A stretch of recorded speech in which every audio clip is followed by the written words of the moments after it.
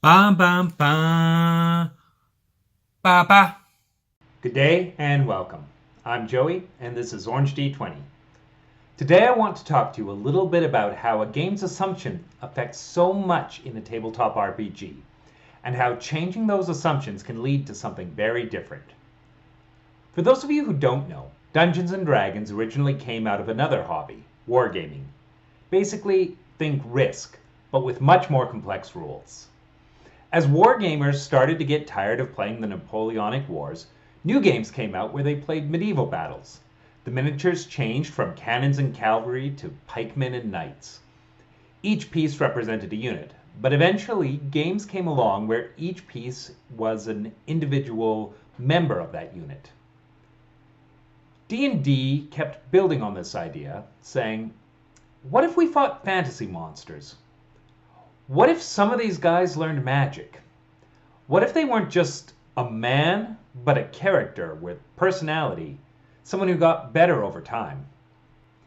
In the earliest versions of D&D, you could play a fighting man, a magic user, a cleric, and then an elf, a dwarf, and before a lawsuit, hobbit were your classes. It almost seems like gender may have been assumed at first. Thief came along later and didn't become rogue for decades after that. All elves were fighter mages, all dwarves were fighters.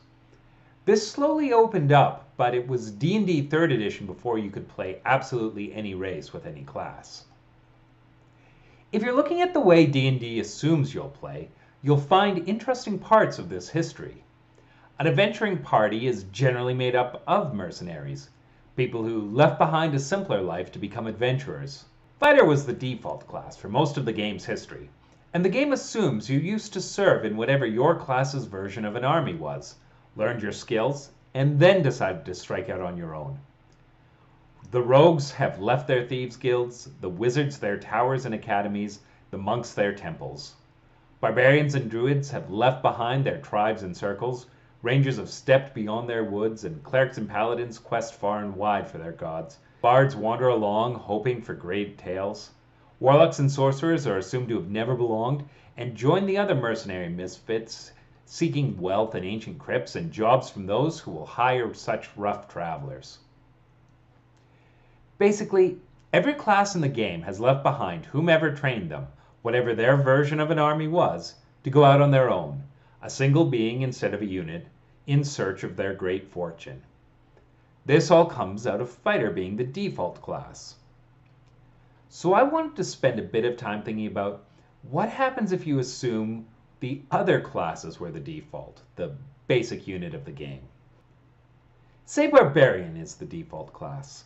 Everyone is a member of the same barbarian tribe, and most members of this tribe are enraged berserkers.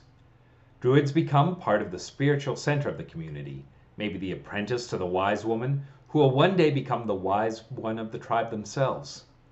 The bard becomes the oral historian, keeping the stories of the ancestors alive. While some barbarians may have formal clerics for gods like Crom, I've never prayed to you before. I almost like them more as missionaries from distant lands. Fighters, who develop their skill more through practice than through unbridling their rage, may have started out as weaker members of the tribe, who then made themselves strong through constant work and practice. I would change the flavor of the monk to make them more into a brawler, the big guy who doesn't even need weapons.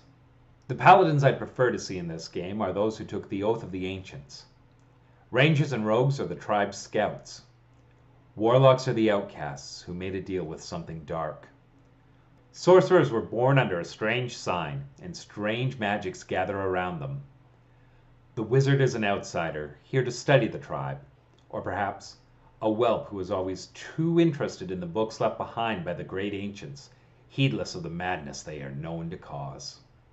Instead of adventuring for individual wealth, I would want this to be the great young warriors of their generation, gathering glory and plunder for the tribe. Their shares of the wealth are always large, and as they move through the tiers, the elders promote them and make them the leaders amongst their people. I like the idea of a nomadic tribe who moves towards bigger monsters and goes after their more dangerous rivals as the game goes on, increasing their standings and impressing their ancestors. You end up with a very different game, and you don't really need to change anything mechanically. I really enjoy this thought experiment, and I want to do it again, this time with the rogue as the central character. This time, all characters are members of the Thieves Guild, but unlike the default rogue, they are active members of the guild. Fighters and barbarians become the bruisers, the thugs who protect the smaller members and run the protection rings. Bards will lean more towards their trickster aspects, as they were the original thief fighter mages anyway. Clerics choose a domain like trickery and worship gods of chaos and wealth, or you could go a bit more Boondock Saints, where they are religious thieves who believe society is broken, and the good gods would not approve of what's happening. Power hath descended forth from thy hand, our feet may swiftly carry out thy command. So we shall flow a river forth to thee, and teeming with souls shall it ever be. Nomine Patri et Filii, Spiritus Sancti. Monks, especially shadow monks, make excellent additions to any heist crew, and can generally assist thieves in all their thievy things. Druids and rangers make excellent smugglers. I would probably want any paladin to be an Oathbreaker, a Vengeance Paladin, or paladins of gods not accepted by society at large. Although I would say that most paladins are going to be hard to fit into this framework. Sorcerers, on the other hand, make excellent charming rogues who rely on their magic instead of their skills to get by in the rough parts of the world. Warlocks fit in well with any group of outcasts. For a wizard, either make them greedy or have them kicked out of their mages guild. Illusionists, enchanters, and diviners are all excellent additions to this type of game. Now, instead of town councils and local barons, guild undercaptains and master thieves recommend the jobs they should undertake. Instead of the treasure they loot from the dungeons, they get their cut. And as they do well, the guild fences are able to bring in better services. I would set this game in a major city and have them start out as a minor guild, slowly conquering more of the underworld as they go up in levels. I'm just going to do one more of these unless people tell me they're really enjoying these and want me to build out this concept for any of the other classes. I would want to place warlocks as the default of the center of an evil cult. They are the chosen of their patron and have gathered other cultists around the powerful artifact or place of power where their dark lord can better influence the world. Fighters are the warriors who have never been brought into the inner circle, but protect the members of the cults while turning a blind eye to their dark arts, whether this is because they are well paid enough to ignore it, or they are just generally unconcerned. Barbarians are driven mad by dark powers, and given strength by the possessing fury. Monks and paladins are also possessed by a shard of their patron, which gives them strange and varied strengths. Clerics come to the cult from the old ways, and they try to keep the old ways alive, but these are fading, as the warlocks rise with their more direct connection to the patron. I would want the druids to be of the patron's weird world, and I change the flavor of their magic to be more unsettling.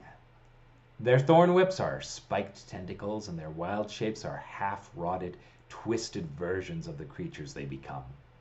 Rangers and rogues become the assassins of their patron, slipping through the streets and woods to destroy the enemies of their master.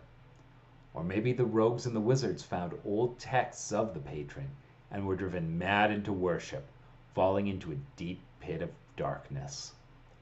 The sorcerers are avatars and harbingers, the half-breeds sent ahead to warp the world. Bards are looking for new recruits, those who may be amenable to the terrible secrets they share. I really enjoy this thought exercise, and if you want to see me do it for more D&D classes, leave a comment down below and I can make another video like this one. Like and subscribe if you want to see more. Bam bam bam. Ba ba.